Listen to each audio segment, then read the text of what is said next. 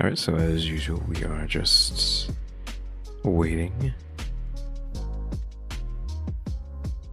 to start the stream. Seeing if anyone's gonna join. So it seems to take people a while. Like, even like yesterday, technically, people were joining like what? I don't know, 5, 10, 15, 20, 30 minutes afterwards. So I don't know. Maybe we actually need more time, but we'll just keep it short. I actually shortened it today to 4 minutes of starting soon rather than 5. No, just to make it quick. Maybe I'll shorten it again to 3 tomorrow, who knows. Even though, again, I think it takes people like quite a while to be like, oh yeah, I want to go watch that. But oh well. So this video that we're going to be watching today just came out today. I don't know if it still tells me how many hours ago it was. 8 hours ago. I'll probably talk about that again once we actually get in.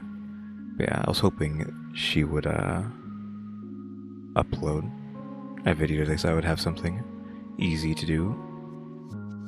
And just be like, oh yep, newest video, put that up instead of waiting. Or not waiting, but like looking for something she had.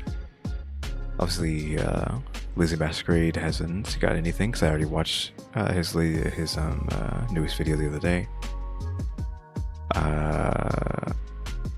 Nexpo, I don't know. Nexpo stuff is a bit long, so that's just something to think about in the future. And then Nick Crowley hasn't done anything except for the Nimipol, whatever you want to say his name is, but we already know about that guy, so I don't know if he's going to have anything new information on that case. So I'd rather not watch something we already know everything about, at least right now.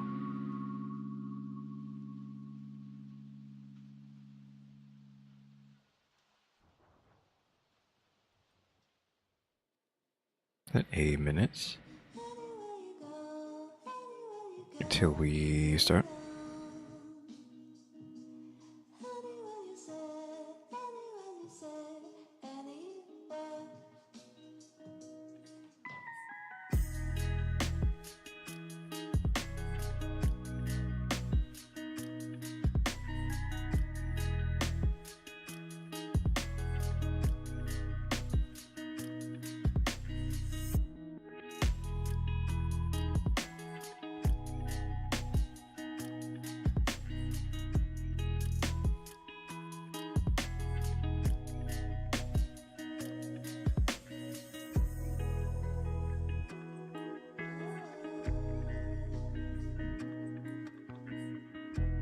Oh, there we go.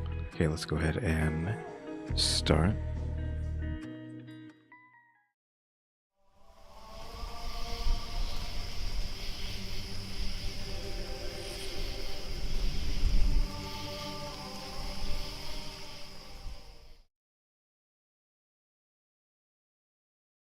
Hey guys, what's up? We're back with some more reactions after dark, and we are of course going to be watching Malaysia's Nirbhaya case. What happened to her on that bus will never be forgotten by Dark Asia with Megan.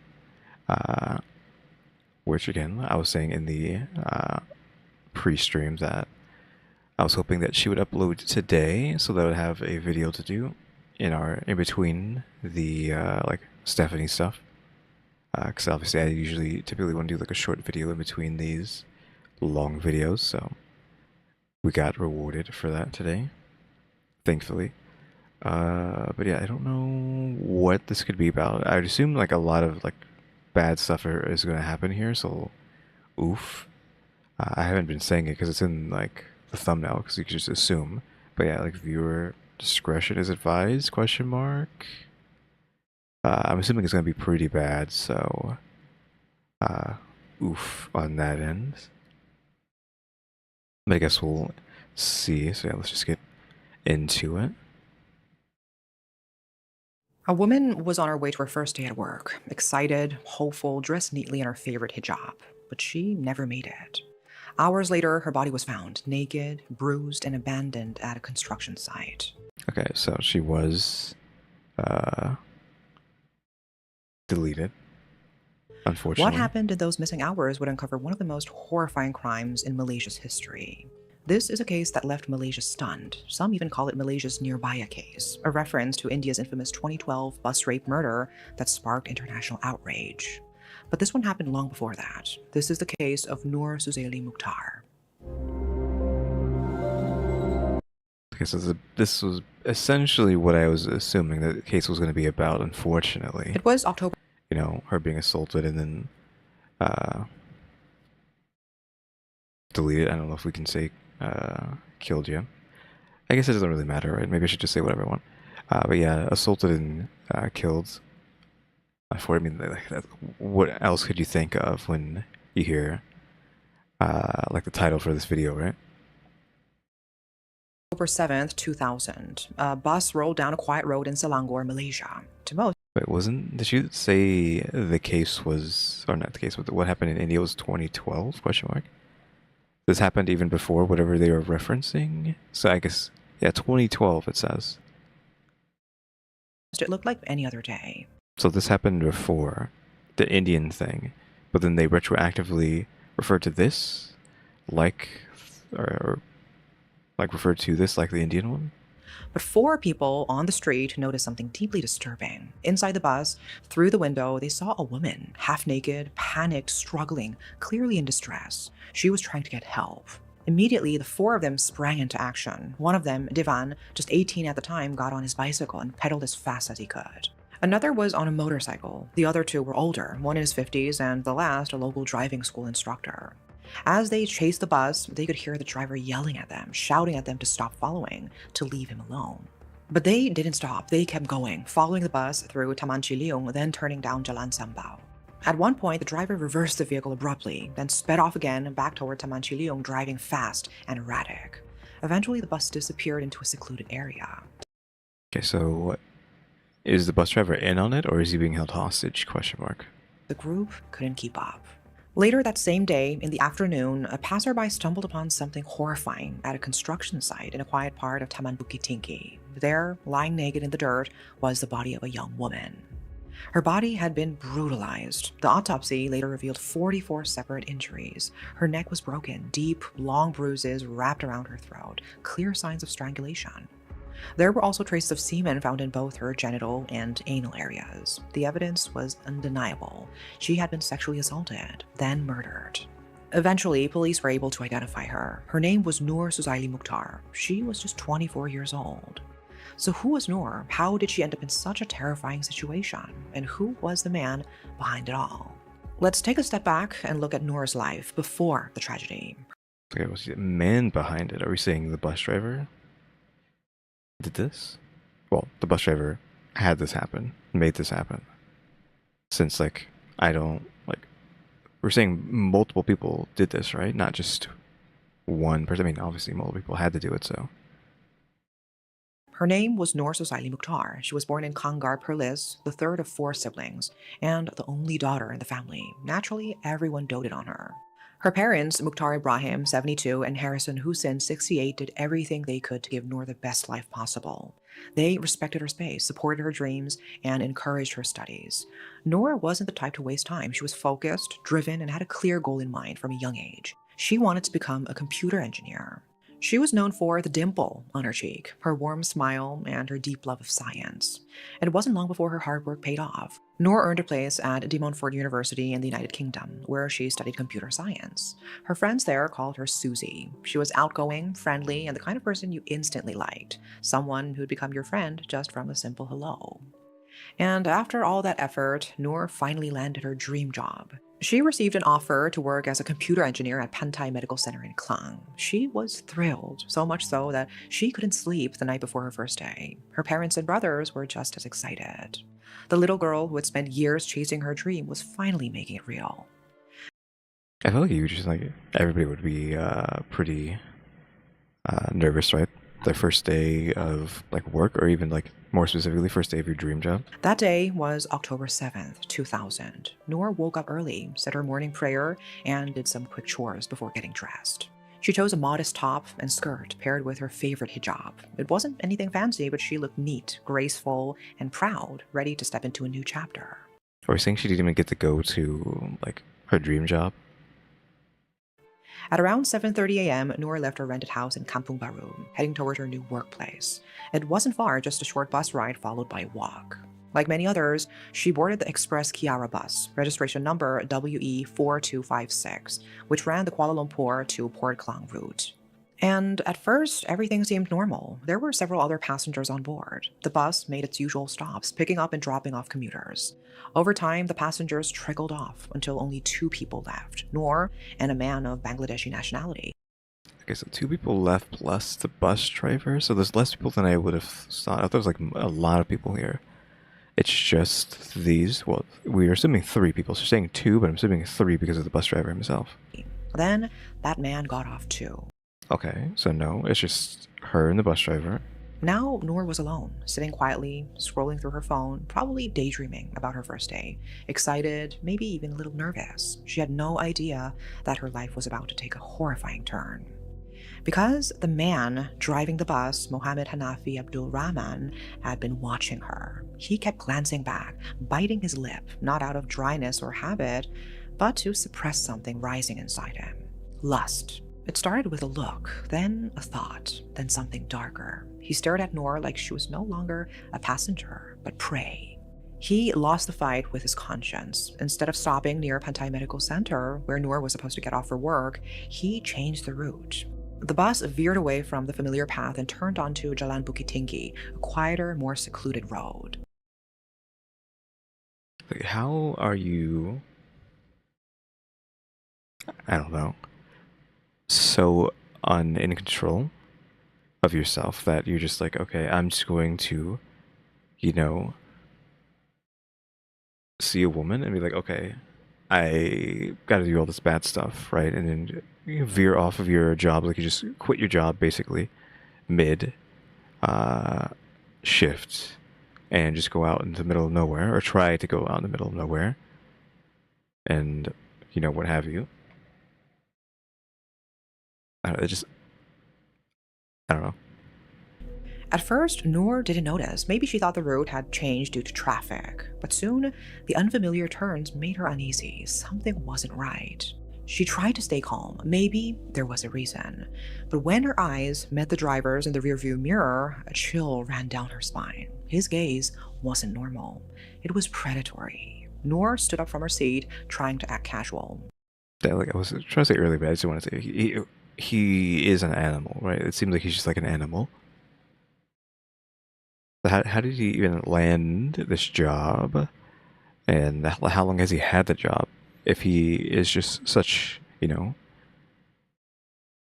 like not inhuman, I guess. Again, like an animal, and can just like snap that easy, be like, okay, I'm just gonna do bad things to this person who got on the bus and like throw my entire life away to do it. Like what? She was sweating, her heart likely pounding. But before she could move any further, Hanafi struck. He didn't wait. He rushed at her, taking advantage of the empty bus and the isolation of the road. And in that moment, Noor knew she wasn't going to make it to work. Her dream job, her first day, everything she had worked for, was suddenly slipping away. Noor tried to scream. She cried out for help as loud as she could. Her voice echoed through the empty bus, but no one was there to help her. The driver, Hanafi, startled by her screams, lunged at her. He began touching her body, violating the very dignity she had protected all her life.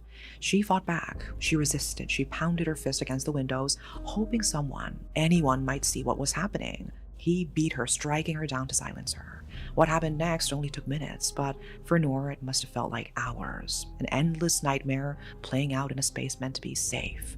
A public bus. Then finally, someone saw her. When Noor was still struggling inside the bus, Hanafi began undoing her long-sleeved top, stripping her of her clothes as she continued banging the window. Her desperation wasn't in vain. 4 people happened to be passing by the road at that exact moment. They saw it. Inside the bus was a topless woman screaming for help, her hands frantically beating on the glass. One of them was Devan, an 18-year-old student cycling to his tuition class. He noticed the bus parked strangely along Lorong Pagaga in Klang, and something about it didn't sit right. As he got closer, the horrifying scene inside became clear. Devan wasn't alone. 3 others soon joined the chase, a man on a motorcycle, another in his 50s, and a driving school instructor. They all realized what they were witnessing, and they had to act. Devan rode up close enough to get a look at the driver, a stocky man walking back toward the driver's seat, pulling up his pants. That's like, how did the bus driver get away if he was like doing all that? I was wondering like why none of them like try to get on the bus. I guess if he doesn't open the bus, they can't get on, right? But it's crazy that he had enough time. Well, I guess he has all the time in the world, right? To get back to the driver's seat and drive away, since like nobody can get inside without him letting them in unless they break their way in. But as soon as Hanafi noticed them, he reversed the bus suddenly, then drove off fast, heading back toward the Taman Chiliung roundabout. The 4 men gave chase, but the bus was already disappearing. In the end, they lost him. Hanafi didn't stop until he reached a secluded area in Taman Bukit Tinggi. There, with no one around, he unleashed the full extent of his violence. He raped Noor, then he sodomized her. All the while, she fought, she cried, screamed, and begged for help, but in a quiet, empty area, no one heard her. She was alone, trapped with a man nearly twice her size, who saw her not as a person, but as something to conquer. Even after the repeated assaults, Noor still tried to resist. So Hanafi grabbed the very hijab she wore with pride and wrapped it around her neck. He strangled her while still raping her. She fought to the end, but her strength was no match for his. As he tightened the cloth around her throat, something gave way. There was a snap, the sound of her neck breaking, and just like that, Noor Suzaili Mukhtar was gone. Once he was sure she was dead, Hanafi dragged her body to the door, opened it, and threw her naked corpse out of the bus, dumping it near a construction site like garbage. Then he drove off, leaving her behind, alone, cold, and broken. Tears were still dried on her face. Later that same afternoon, a passerby entered the construction area and came upon the scene. Now, she was giving like detailed info on how she was feeling when she was on the bus, like before any of this happened. So I'm assuming that's just for the storytelling aspect. But if not, we could argue that what if she's not, like, what if that's a twist, right? What if she's not dead? Question mark. So I feel like that's happened before in kind of these like unfortunate situations where even like snapping someone's neck, they might still actually be alive, and if you find them fast enough, well, then you can save them, right? So I'm hoping that's the case, question mark, and we're just going to get the twist at the end, but it probably isn't what happened. Also, it's so jarring to hear like words that typically would have been censored before. Like, is there like some sort of new ruling that you can just say like words you couldn't say before? So obviously in the Stephanie video that we watched yesterday, the Ron Mango video about the Karen case, she was just like, after a certain point, she was just like F-bomb after F-bomb. I was like, what is going on? At first, he couldn't process what he was seeing. Lying there was a naked woman covered in bruises with a hijab still tightly wrapped around her neck. One of her shoes was still clinging on her foot. He paused, stared, tried to make sense of the horror in front of him. And then he called the police. A report was quickly lodged. Police arrived at the scene not long after the report came in. Near Noor's body, they discovered a long-sleeved top and a skirt, presumably the clothes she had been wearing before the attack. There was no bag, no ID, nothing that could immediately tell him who she was. The autopsy was performed by Dr. Halim bin Mansar, a forensic pathologist at the hospital, and what he found was devastating. The cause of death was ligature strangulation and blunt trauma to the head. Okay, so she did not make it. Noor had endured 44 distinct injuries, including a broken neck, a clear sign of the violence she had suffered. Dr. Halim also confirmed the presence of semen and male DNA in both her genital and anal regions, conclusively proving that she had been raped and sodomized before her death. Meanwhile, the investigation pressed forward. Police began tracking down the eyewitnesses who had seen Noor inside the bus that morning, the 4 individuals who chased the bus, including Devan. They were able to reconstruct the route the bus had taken. Piece by piece, the officers followed the trail until they found the identity of the man behind the wheel. I was gonna wonder if like they ended up like actually going to the police after they couldn't catch the guy. I was assuming so, and that is what happens. His name was Hanafi Madhassan. And when his name went public, people started asking, who was he? Did he know Noor? Was this random, planned? The questions were swirling. But then came a bombshell. Noor wasn't Hanafi's first victim. Okay, so this guy is just a serial killer, question mark. At the time of the murder, Hanafi was 34 years old, originally from Binjai, Kelantan. He was the seventh of 8 siblings, and at first glance looked like just another man trying to support a family. He was living in Bachok, married for the 4th time, and had 3 daughters from his previous 3 marriages. From the outside, people saw a man with bad luck in love, but behind closed doors, it was a different story. According to police records, Hanafi had a history of violent crime, specifically sexual violence. In 1988, he was convicted of raping one of his ex-wives in Mantaka, Pahang. That alone painted a chilling picture. But there was more. In 1994, he was charged with criminal breach of trust in Subang Jaya, Selangor. And in 1996, he was convicted of robbery causing injury in Chukai, Terengganu. For that crime, he served 30 months in prison and received 2 strokes of the cane. People thought maybe that prison sentence would change him, that maybe he would finally take life seriously. And for a while, it seemed like he tried. He jumped from one job to another, looking for stable work. Yeah, it's like you were a bus driver, so you had a job. Like what? Like where was this just animal nonsense that like made him do this? When he had a stable job, he was a bus driver. He just like threw that all away just to do this, right? Like why? Eventually, he was hired as a bus driver, but disturbingly, he had only been on the job for 10 days. Okay, so his 10th day, and he's like, I'm just gonna throw it all away to be like turned into a monster. Before committing the crime that would make national headlines. He hadn't changed at all. Once Noor's body was found, police acted quickly. They traced the bus used that morning and confirmed that Hanafi was the driver. He was arrested 3 days after the murder, around 2:45 p.m. at the Port Klang bus terminal. Immediately, he was taken into custody for questioning. At the same time, investigators were still working to confirm the victim's identity. The autopsy was ongoing, and without a bag or ID, they had little to go on. So they turned to Hanafi. They asked him what he knew about the woman, about her belongings, anything that might help identify her. And after several hours of questioning, Hanafi finally gave them something. 5 hours later, he agreed to take the police to another location, a terminal in North Klang. Okay, where is this going? Did he already know her? It seemed like he was just like he saw her on the bus and like just became like a beast, right? He led them to a quiet, secluded spot, one that most people wouldn't notice or even care to look at. There, he pointed to a drain.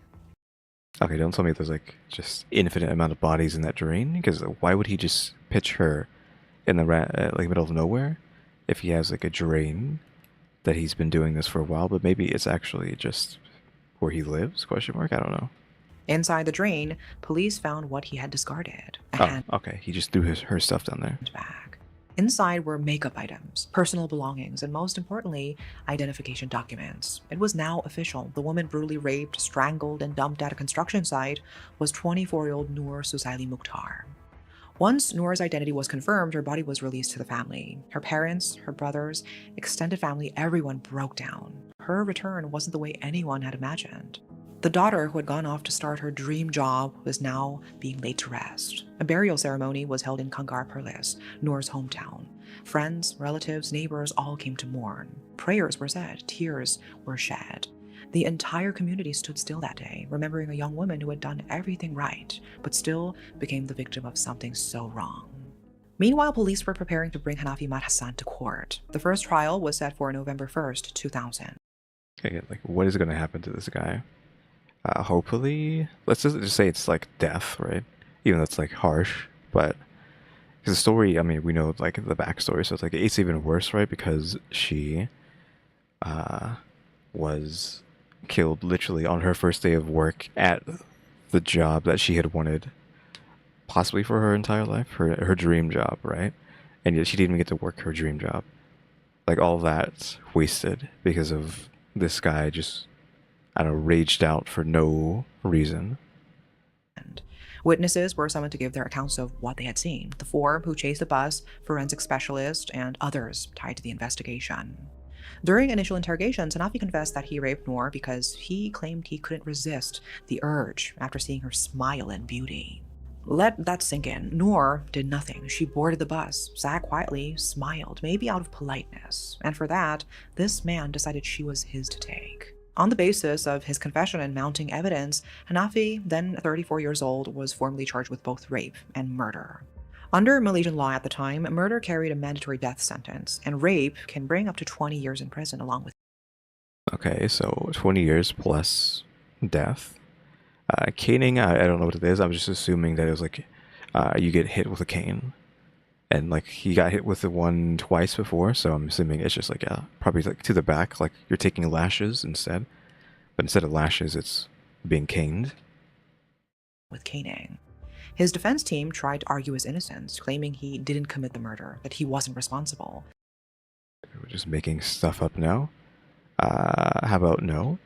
But the investigation said otherwise. 4 months later, on March 12, 2001, Hanafi stood trial at the Shah Alam High Court. It became a long and grueling legal battle. 62 days of hearings, more than 55 witnesses taking the stand, and mountains of evidence.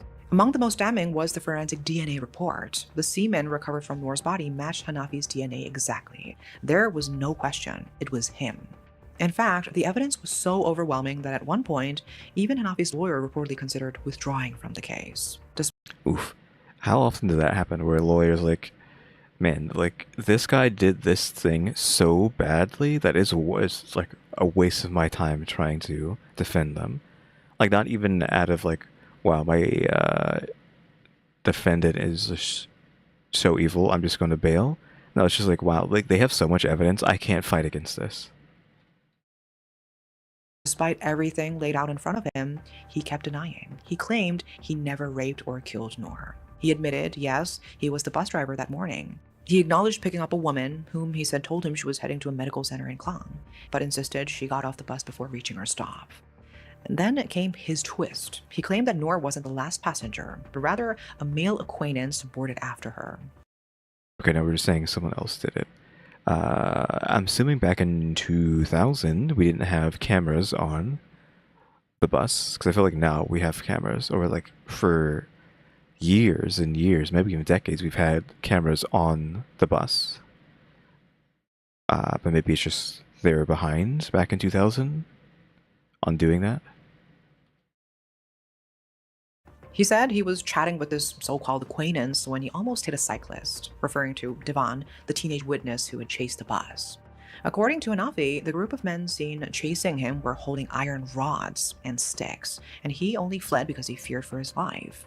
But none of that held up. There was no evidence to support his claims. No acquaintance ever surfaced. No weapons were recovered from the witnesses. His entire story fell apart under scrutiny. And then there was one final heartbreaking moment in court. Before the sentence was announced, Hanafi was being escorted by police through the elevator at Shah Alam High Court, surrounded by guards. Okay, what do you mean by heartbreaking? There's no way he gets away, right? Or is someone gonna kill him? Like, are the parents gonna kill him? And then they get in trouble? Because now they've committed murder, so they need to go get the death penalty? Just because that's just how the law works there? In that packed, silent elevator, Noor's brother, Muhairis Mukhtar, stood face to face with the man Okay, so the brother did it. who had destroyed his family. He looked Hanafi in the eyes and let out the scream of a broken brother. "You killed my sister, right? Why? Why did you kill her?" His voice cracked the air. It was raw, furious, filled with pain. Everyone inside that small space could feel the weight of that moment. The guards, the legal staff, everyone standing there, they could all hear the anguish in his voice. But Hanafi, he didn't say a word. He just stood there, smirking. Despite being handcuffed with guards, Yeah, I've seen several pictures of him just like smiling. Okay, so brother did not kill him. Because I was assuming like he was maybe even like he would try to kill him, and the guards might even just let him because like yeah, sure man, this guy did some bad things to your sister. Like go ahead, do it. Though that did not happen because they were assuming that the brother would have to get the death penalty. So good thing that did not happen. Yeah, I think he's just like a monster incarnate, right? He might as well just be a demon, like a literal demon in human skin, right? Guards on every side, and the weight of a potential death sentence looming over him, Hanafi looked directly into Muhairis's eyes and smiled. Okay, are we gonna say that that triggered the brother and he actually did do it? Then, as if mocking him, he shook his head and said, "There's no way I did that, sir." The air in that elevator went still. The audacity. He was less than 2 feet away from the grieving brother, and yet he showed no remorse, no fear, just denial, and a smile. The story of the elevator confrontation spread quickly. People were stunned, not just by Hanafi's words, but by the confidence in which he delivered them. How could a man facing death deny the undeniable so casually? Yeah, it just feels like he's not human, right? It just seems like he is like, if like demons are real, it just seems like he's just a demon, right? With eyewitnesses, forensic evidence, and DNA tying him to the crime, he still had the nerve to say it wasn't him. Then came April 26, 2002. The courtroom was packed when the judge stood to deliver his verdict. Hanafi's defense was ultimately rejected. The judge pointed to the DNA match between Hanafi and the semen found in Noor's body. When asked to explain it, Hanafi had no answer. He also couldn't explain how Noor's missing pendant ended up in his possession. The evidence was overwhelming. And so the verdict was clear. Hanafi Mat Hassan was found guilty of murder and sentenced to death by hanging. Okay, so they still did hanging there again. It's so weird that so many countries, etc., still do hanging. Like we've seen in these videos where the execution usually is hanging or death by firing squad, right? Instead of just, you know, injection, lethal injection, which is the humane thing to do, right? I know I've said it before. Why are we being humane to inhumans? But if everybody becomes inhumane, or like someone has to be humane, right? Because then we're all just going to become monsters. Like uh, someone has to be the better man or whatever how it's said. So yeah, lethal injection. I guess we're not doing the electric chair anymore, right? Maybe we are, which that's still the same thing. It should be lethal injection. I'm talking about like America. I don't know if America still does the electric chair or not. For the rape charge, he was also found guilty and sentenced to 20 years in prison with an additional 12 strokes of the cane. So they're gonna make him sit in prison for 20 years, get hit 12 times with a cane, so 12 lacerations, and then they're gonna kill him. Like they're gonna force him to serve 20 and then kill him to do as much, damage as possible. In the gallery, Moore's brother Muhairis and his friend Shahrin Abdul Wahid sat quietly. They were satisfied with the sentence, but the pain didn't disappear because no verdict, not even a death sentence, could erase what they had lost: their sister, her future, and her dreams. Still, across the country, people reacted. This time, justice had been served. The law had not looked away. But even as the news made headlines, more information about Hanafi began surfacing, and it only deepened the heartbreak. On the very same day Hanafi was arrested for raping and murdering Noor, his fourth wife had gone into labor. Okay, fourth wife having a child. She gave birth to a baby boy, but the child was born premature and died shortly after birth. So, while Hanafi was committing one of the most horrific crimes in Malaysian history, his newborn son was taking his first and last breath. So that literally was happening while he was doing that. And there was more. Word spread about Hanafi's 3 daughters, children from his previous marriages. The public began asking, how could a man with daughters of his own do this to someone else's daughter?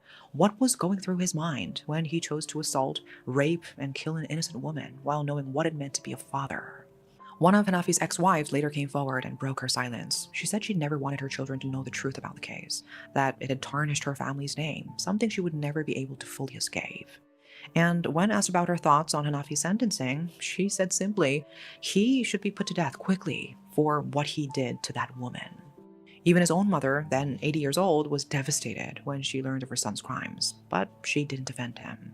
After the courtroom confrontation, after the verdict, after the world saw Hanafi for what he truly was, his family issued an apology to Noor's family. But Hanafi himself still refused to lower his head. He still insisted he had nothing to do with Noor's death. I mean, again, he's just like a monster, right? We're not going to get anything out of him. He filed an appeal, hoping to overturn both the conviction and the sentence. But on August 13, 2005, the Court of Appeal dismissed it. And on December 12, 2006, the Federal Court of Malaysia upheld everything: the death sentence for murder, the 20-year prison term plus 12 strokes of cane for rape. And if Hanafi's crimes weren't already despicable enough, his behavior during trial only reinforced how violent he truly was.